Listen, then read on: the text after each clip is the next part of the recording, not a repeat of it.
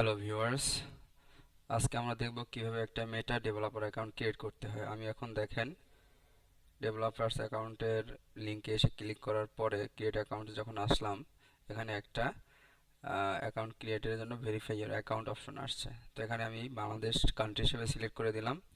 তারপর হচ্ছে আমি আমার নাম্বারটা দিয়ে দিলাম।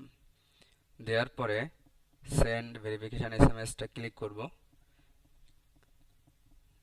এরপর হচ্ছে যে এখানে একটা আমার নাম্বারে কোড পাঠাবে, সেই কোডটা হচ্ছে আমি এখানে পুট করব।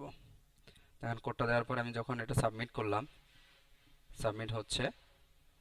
সাবমিট হওয়ার পরে দেখেন এখানে একটা অপশন আছে contact info, review your email address. So এখানে আমার ফেসবুকের যে ইমেল অ্যাড্রেসটা আছে সেটা এখানে বাই ডিফল্ট শো করতেছে। তো এটা কিন্তু আপনার যে ফেসবুক একটা অ্যাকাউন্টটা কানেক্টেড, সেই অ্যাকাউন্ট থেকে কিন্তু ইমেলটা আসবে, ঠিক আছে? এটা আপনার কিন্তু ইনশিওর হতে হবে যে এই ইমেলটা এবং ওই অ্যাকাউন্টের ইমেলটা সেম থাকে যাতে।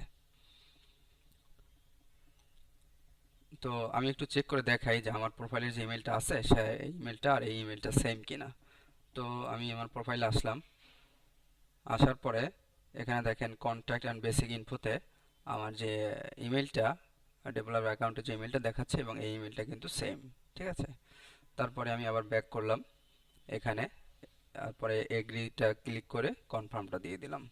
কনফার্ম দেওয়ার পরে দেখেন এখানে একটা উইন্ডো আসছে, যে উইন্ডোতে কিছু অপশন আছে। তো আমি আদার সিলেক্ট করে এখান থেকে এটা কন্টিনিউ করে দিব।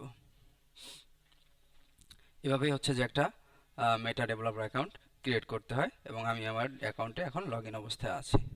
ধন্যবাদ সবাইকে। Thank you.